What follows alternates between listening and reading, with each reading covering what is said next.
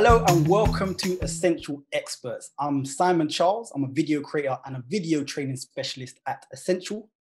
And today we're joined by Lisa White, Creative Director at WGSN. Welcome, Lisa. Hi, nice to see you again, Simon. You as well, you as well. So first of all, I'd just like to start by getting a bit of an introduction into your current role and talk us through your journey, because I understand you've been at WGSN for the last 10 years. Is that correct?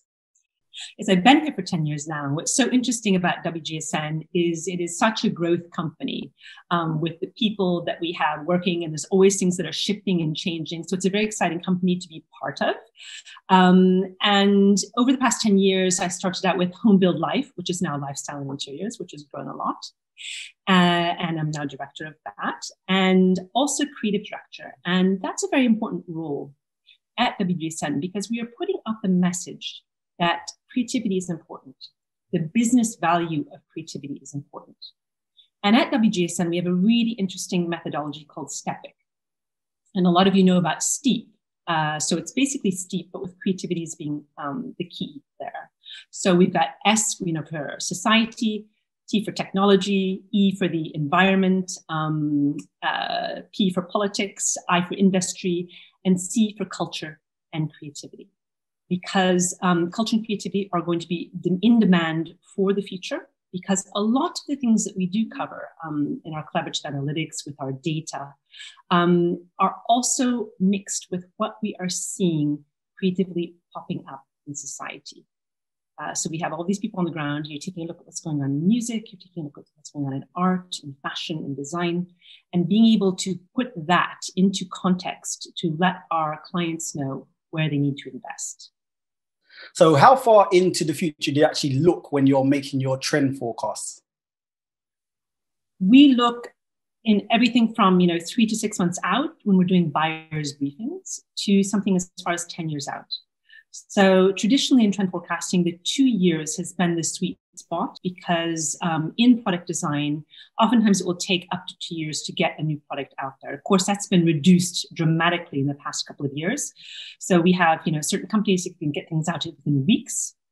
But then you've got other companies, again, like car companies, that it takes them 2 to 5 years to get a product out. So that's important to respect those, differences as well.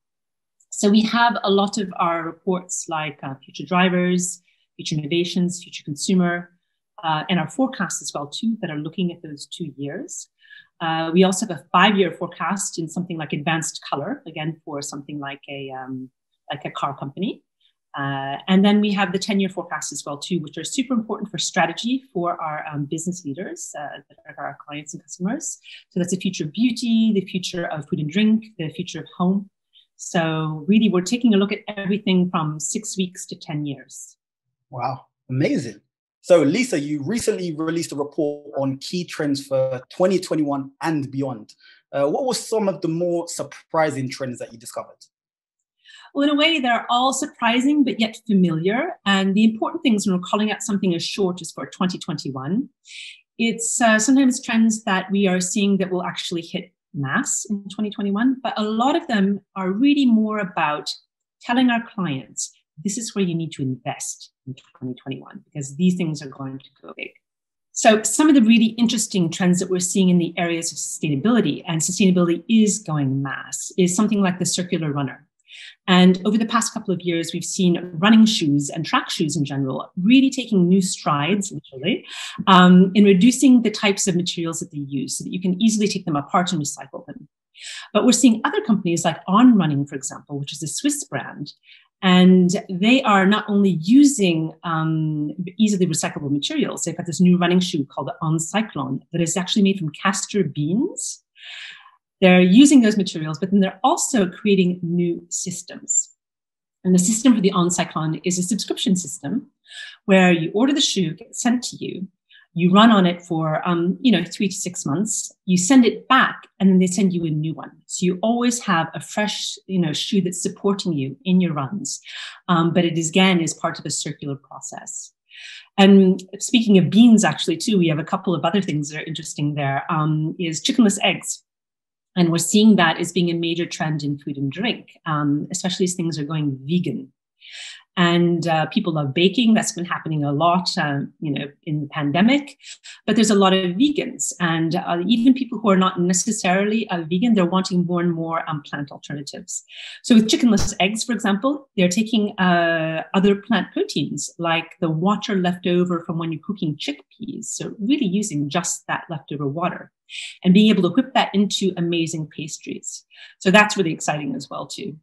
And in food and drink, we're seeing what we're calling molecular sips too. And that is actually creating beverages based on molecules and not on very labor-intensive agriculture. So creating whiskeys, creating coffees, creating wines that are based on molecules and actually not based on intensive farming. And there's some really exciting ones, for example, Atoma Coffee in Seattle, area for coffee. They're taking all the byproducts of the coffee industry and creating those molecules.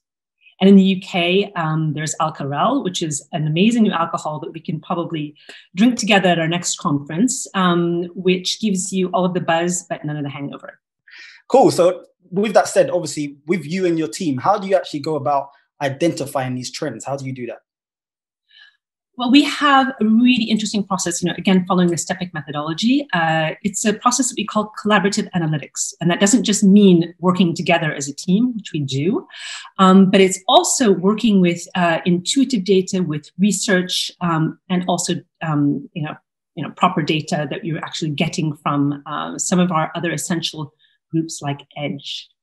And for example, one of the things that we're doing right now is the trend curve. And we will take an hypothesis from our trends, if that happens to be where marble is going on LNI, or where cozy living and the whole hygge trend is going, coming up with hypotheses, putting it out there with our data team, getting the data in from EDGE and from our proprietary social media scraping, and then putting together really interesting arguments for our customers to where things are going in cozy living or where things are going in plant parenting, so that they can make the products for tomorrow that are going to really correspond to what consumers are looking for and will continue to look for. Amazing. So obviously we're looking back at 2020 now. It wasn't anything that anybody expected, obviously, with the pandemic and so many other issues that took place over that year. But were there any trends that you guys predicted for last year in 2020 that you saw manifest? Yes, and that's one of the really interesting things with WGSN. So the trends that we predicted for 2020, we had put together in 2018 with our 230 global trend experts and our talent map as well too, which we're working with right now to make sure that these trends are global. But some of the trends that we called out were super, super prescient. So our sort of overarching theme for that year was fix the future. And of course, here we are doing that right now. And there was a really important product trend that was based on society and the things that we're seeing bubbling up, those weak signals, if you will. And that was talking about how marginalized communities will use their power to make themselves heard. And that was a trend called Empower Up. And of course, it's a sociological trend, it's a political trend, but it's also a product development trend. It had color cards, it had material recommendations, it had shapes, it had everything you needed to know about how to translate that into a product at that time. So that was super interesting that it really came to be. And for 2021, kind of since we're talking about that right now too, some of the trends that we predicted for that were the end of more. So again, looking at degrowth in a way that is actually positive, because again, taking a step back on growth, but re-looking at our systems. And we talked about the age of systems for that time as well too. And making sure that we're growing back better, if you will, and producing better goods rather than more goods.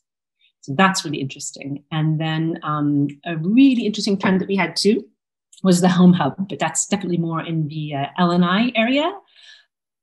But it's also in our entire lifestyle right now, because we are all talking to each other. You and I are talking to each other from our homes. Everything is happening from the home right now too. So Lisa, you've been particularly focused on WGSN's lifestyle and interiors vertical in recent years. Do you think the pandemic will have a lasting impact on how we buy for our homes?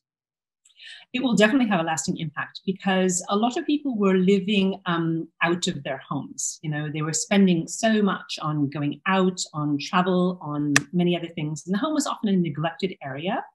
And now people are seeing the benefits of actually spending time in their homes and spending money on their homes and making it a place that's really wonderful to live, work, and play in. And we all realize that we will never go back to working full-time in offices ever again. So the home office is going to be very important. And whether or not that's a cloffice, it's made out of your closet, you know, basically really small offices that are being made, or if it's a lovely partition, or if it's basically like I've done here is I've taken a bookshelf and just, you know, flipped it out and put some plants on top of it to create a nook as well too. People are really trying to figure out how to live better in their homes. And that will continue to be an area of spend, even when we get back to traveling and entertainment outside the home.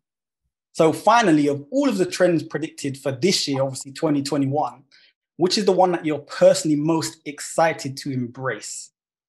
Okay, the one I find very exciting because I love something that is a little bit out there, but it's going to be very important. It's about mycelium. And a lot of people think that mycelium are mushrooms. Mushrooms are actually the flora of mycelium. And mycelium is this amazing underground network, structure, and system. And we're going to be seeing that whole idea of mushrooms really coming to the fore. If it is in food and drink, lots of mushroom activity going there, with beauty as well too. Lots of beauty products being launched with mycelium. Also wellness.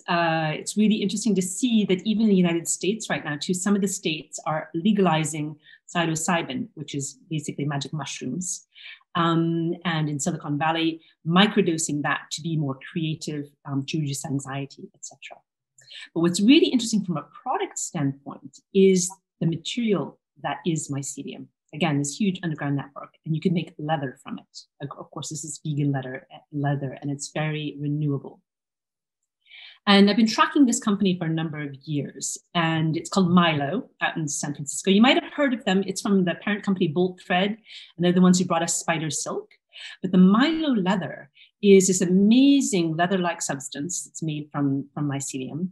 And it's been growing in efficiency. And at this point, we are now seeing Stella McCartney, Adidas, and Kering, the luxury consortium, each investing 7 figures into Mylo for this year. So we're going to see mycelium scale and big. And so that's going to be a very exciting year for mycelium. So for anyone that's watching that wants to know a little bit more about the key trends, obviously for this year, 2021, where can they find that information?